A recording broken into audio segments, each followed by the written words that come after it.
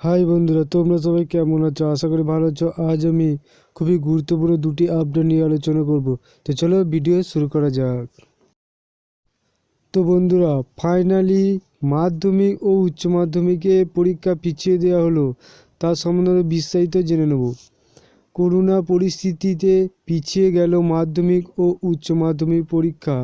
ওই দুটি পরীক্ষা হবে জুন মাসে। বুধবার এ কথা জানিয়েছেন শিক্ষামন্ত্রী পার্থ চট্টোপাধ্যায়।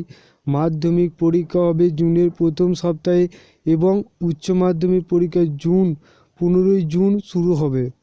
বোঝা গেল।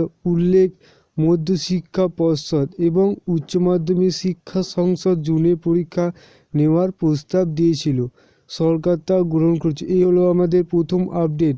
তোমাদের দ্বিতীয় আপডেটটি দেখে নেওয়া যাক। তো বন্ধুরা, আমাদের দ্বিতীয় আপডেটটি হচ্ছে মাধ্যমিকের রুটিন।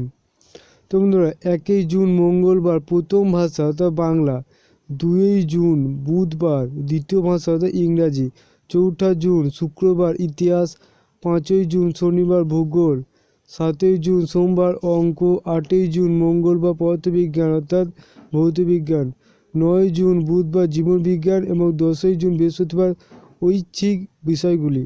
তো এই হলো আমাদের মাধ্যমিকের রুটিন।